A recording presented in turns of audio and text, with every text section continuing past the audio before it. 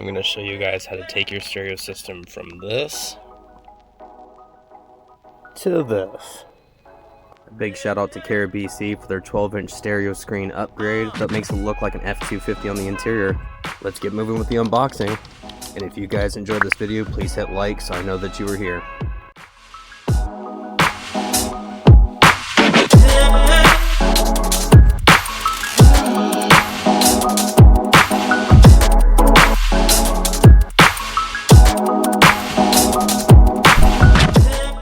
So today I'm going to walk you through the process of changing your entire stereo system out. This keeps the stock APIM module, which stands for Active Protocol Interface Module. It keeps it as a Sync 3 system, so it's still just the same operating system, all the same things that you have on here. It will have wired CarPlay and Apple or Android Auto. The wireless feature is only in Sync 4. And we're not going to upgrade the APIM module, but we are going to take the screen from 8 inches to 12 inches. It's quite a bit bigger. These pretty much stay the same. They get a little bit smaller, but the vents themselves are the exact same size. We will have to transfer over some of our buttons and modules here. The other thing is these buttons will get transferred over, the tuners, the heat controls, and the bottom here. I'm going to show you guys the entire process. We got to start by removing the top cap here, taking off this tray, and taking off the face. Once we get all of that out, we'll transfer over all of our electronics. No big deal, pretty easy. And then we're gonna have to disassemble both of these lower halves of the center console. We'll take off this upper part for the shifter. Once we get it out of the way, we can install and then start reassembling everything. So let's get on it. I've never noticed a difference between these two. They're pretty much the same density. But they're non-marring, so they're kind of nice for taking off these panels up here. I've never had an issue of taking them off multiple times. Just gonna get in there. Once you get one corner kind of pried up, you're gonna get down to this other pocket. And wiggling motions are very useful in this. So once you get it started, you can go around to the other one, and it's gonna sound kind of bad, but it's what you have to do to get it out. And so pop, show us at the back here. There's some at the back as well. There we go. Once that comes up, easy peasy. These are just little plastic pries, so not a big deal. I believe there's two 7mm back here. And a lot of guys use auto ratchets just because when you're up here by the glass, it's kind of difficult. I don't have one like that. So just a regular old 1/4 inch driver set. Helps to have an extension. Like I said, I believe it's 7mm. Once you get those loose, you should be able to lift up on this. And then you're gonna have 3 or 2, I believe, pry sections right here as well. And I always take my fingers down the line. You're gonna apply pressure, and then this is where the wiggling motion comes into play. There you go. Just 2. Don't go pulling too quick, because you'll have a wired tweeter on the bottom. And make sure your screws are still in there. No big deal. Set that aside. We're gonna have 2 more 7mm right here as well. These are easier to pull out just because we can rotate all this around. Old school. I like to just put these right inside the tray there. You do want to keep track of these because you're gonna have to reuse them. Just like that. And then we're gonna have, I believe it's 6. There's 1, 2, 3, 4. And 5, 6, and same thing, kind of get your fingers behind it and pry and wiggle. There's 1, 2, I think this one went back in. There you go. 3, 4, 5, 6. If you go to pull this away, you're gonna be careful because you're gonna have 3 wiring harnesses right behind here and then 2 behind this. It helps to start with. The ones at the bottom, I believe. There you go. So this one, there's a depressor tab on the bottom. You can reach your finger underneath it, press it, and pull straight out. Set that aside. And then this other one. Same thing, it's on the bottom, but it's a slightly different design. So it's right there, dead center in the middle on the bottom. Right on the back side, get your middle finger or index finger underneath there, pull, push it, and then you can pull it out. Don't forget this top side. It's a little bit tricky just because they're much smaller.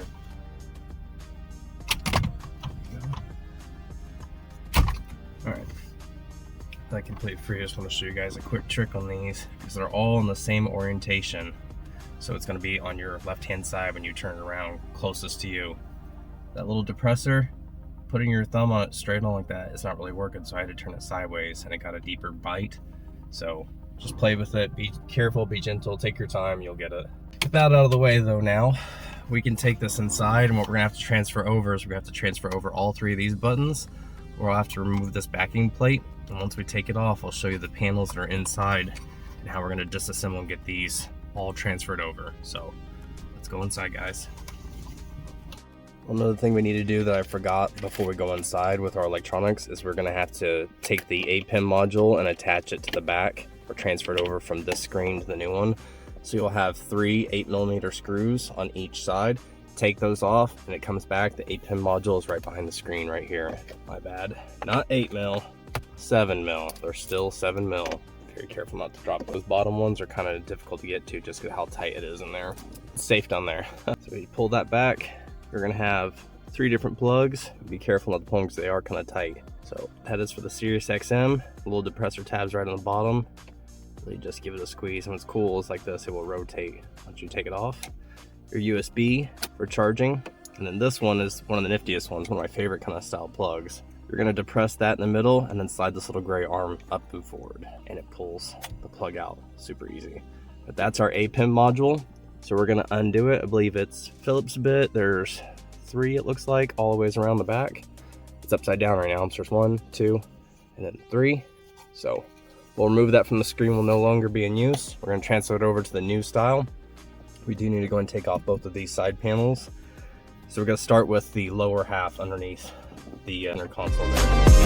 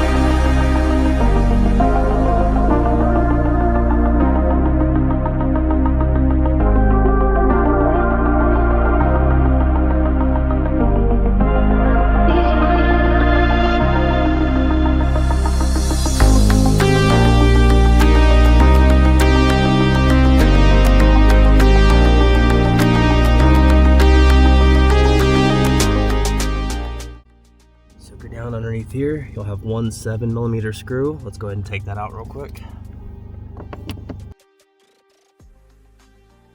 And this panel should pry out, starting at the end.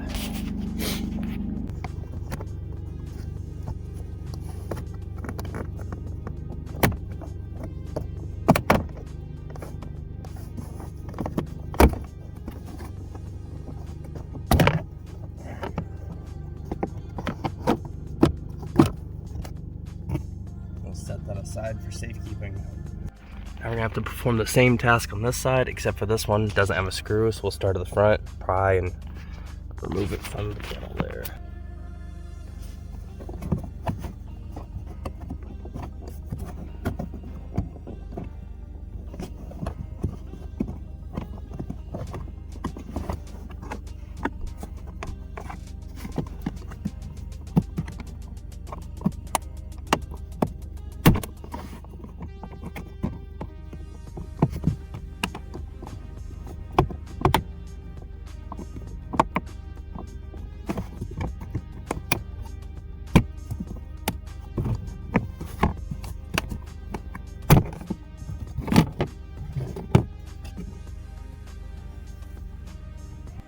Pry up on this side, pry up on this side.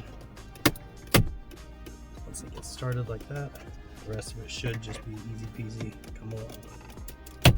Said a lot of wiggling.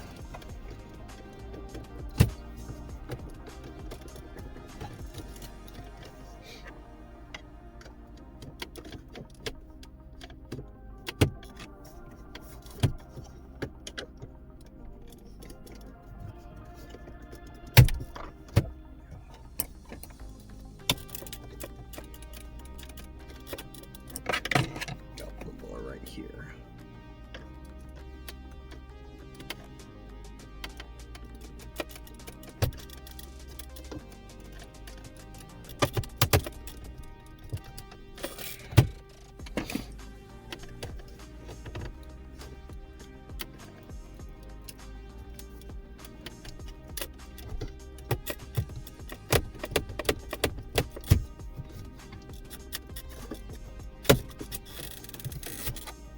Snap back in.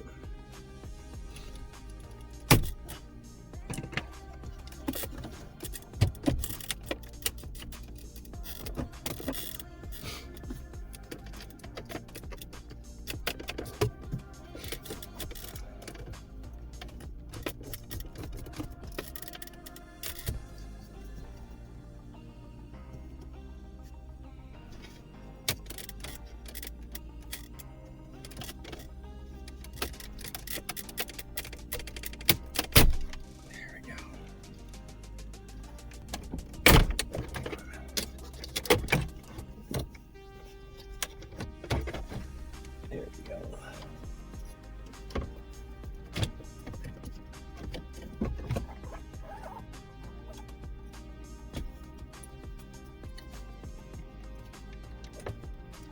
Got two plugs behind this side.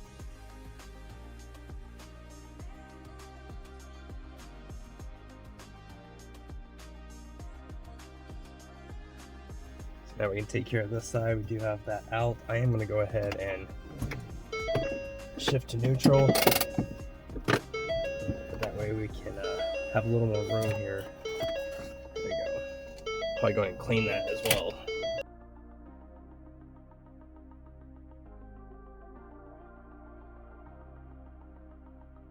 Alright guys, so for this driver's side panel, we're going to get the backup trailer assist transferred over.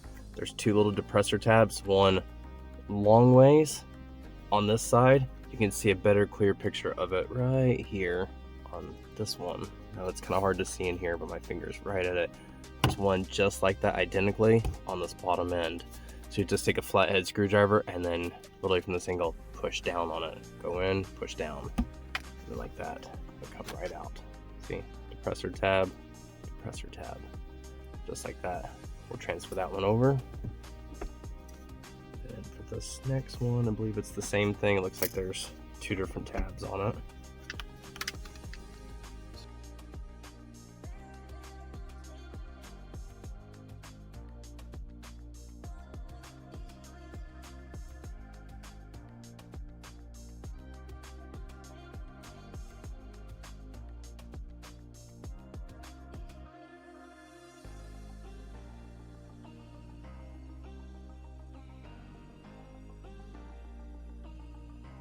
Alright, up next, what we're going to do is take the wiring harnesses and we're going to hook up the APIM module. We're going to get it back in here. We're going to hook up the wiring harnesses and start reassembly. So let's go ahead and take care of that real quick, guys. So now with the new extended harness, we're gonna just hook this up right here.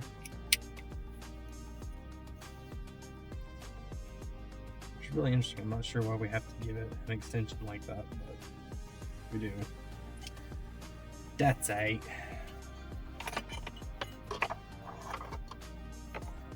We have our XM radio. We won't forget to hook that up.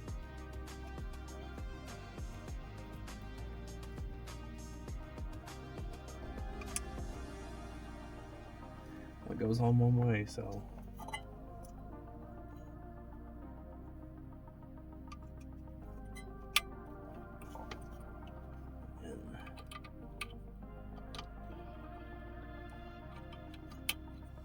USB.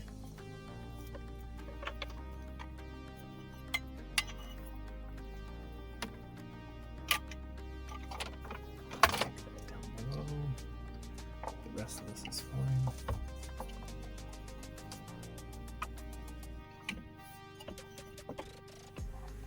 Now we're only going to use 4 of the 3 bolt holes. But it puts the APIM module back exactly where it began, so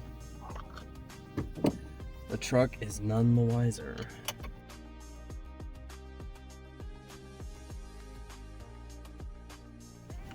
Alright guys, here comes the big boy. The last 2 things we got to plug in real quick are some of these other little modules that we took off.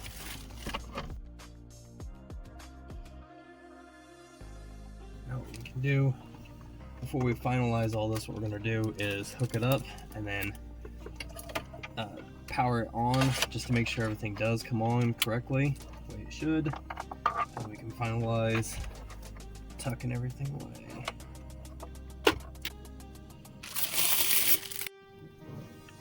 Now you're going to load correctly.